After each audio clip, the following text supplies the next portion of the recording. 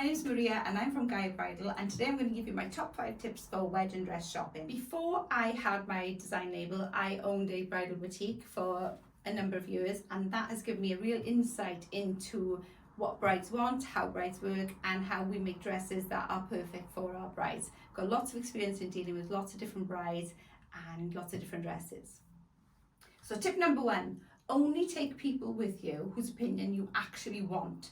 Now this might sound a little bit obvious, but the number of times we see brides bringing with them huge entourages and people who they might not necessarily want them there making that decision with them. There's so much pressure to bring your auntie, your sister, your best mate, your poodle, everyone. Just think about who you want to be with you when you make that decision. Don't overcomplicate it. Some people might get a little bit offended that they're not asked, but that doesn't really matter. You can go pick your dress for the person who you want, make it a lot less complicated, and then bring them along at another time to see the dress that you've chosen.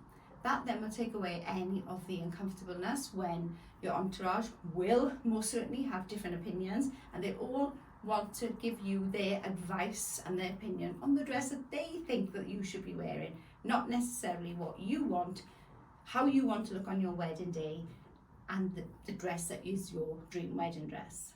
Tip number 2, research the boutiques you want to visit to avoid over shopping. Again, this might sound a little bit counterintuitive and a little bit silly, but all of the wedding boutiques, all the bridal boutiques will have social media, they'll have a website, and they'll give you a real insight into the kind of boutique that they are. You get to find out the dresses that they stock, the designers that they carry, and the kind of vibe that they've got generally for a boutique. So I think if you spend a little bit of time before your appointments looking online, looking at their websites, looking at their socials, it'll give you a real feel for what you're going into. It's always worth giving them a call as well. Maybe after you've booked your appointment, having a chat with them, talk to them about the kind of day that you want to have, about the kind of dress that you want, maybe even discuss budget at this point.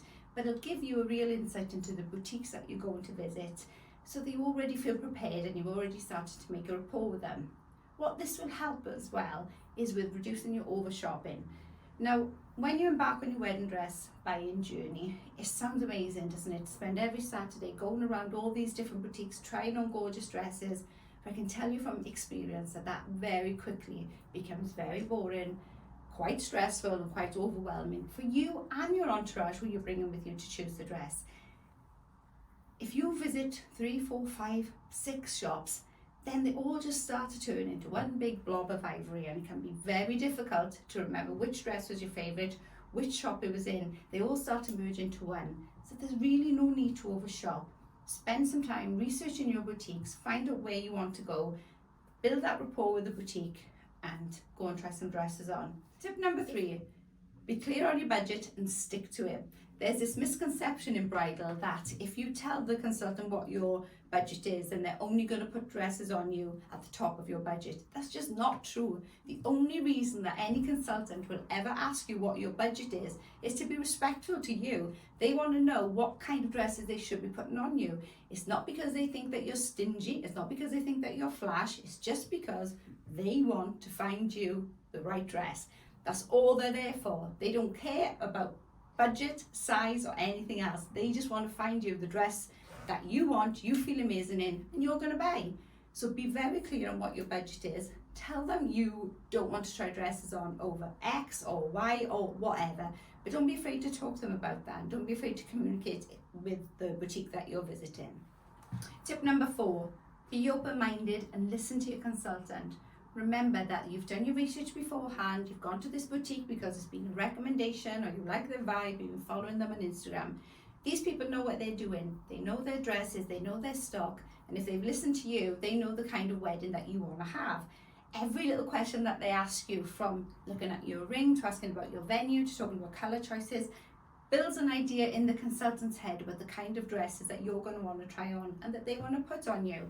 So if that consultant says to you, I've got a wild card for you, try it on. You might look at it on the hanger, you might think, oh my God, that's not for me. Remember, wedding dresses haven't always got the best hanger appeal, but they would have seen those dresses on models, they would have seen them on different brides, and they will know how that dress is going to look. So if your consultant is adamant that she wants you to try on a wild card, try it on, because I bet you that that'll be the one and that you will fall in love with it.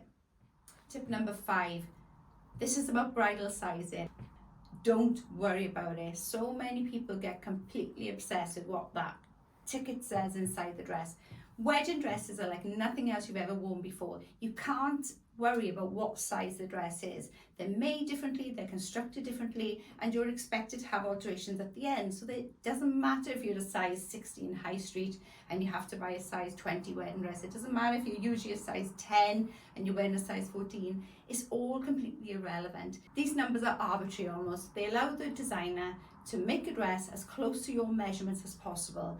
It doesn't mean that you're a size bigger, it doesn't mean that you're a size smaller. It means that you're going to be wearing a gown that's been made from a pattern that's going to be constructed to your curves, to your contours, to fit you perfectly. It's like nothing else you've ever worn before. How often do we wear tailored gowns and couture made pieces? We just don't. So it's quite different when we're buying our wedding dresses and thinking about the sizing of them to normal garments.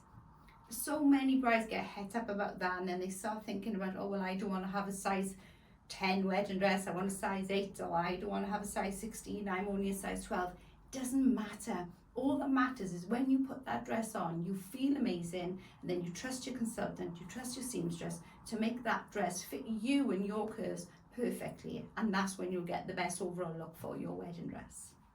So those are my 5 tips. I hope that they helped you and give you some information on your wedding dress buy-in journey, and maybe have taken away some of the daunting things that you were worrying about. If you've got any questions, you can contact us at info@gaiabridal.co.uk, or you can DM us on Instagram @GaiaBridal. Thank you very much. Bye.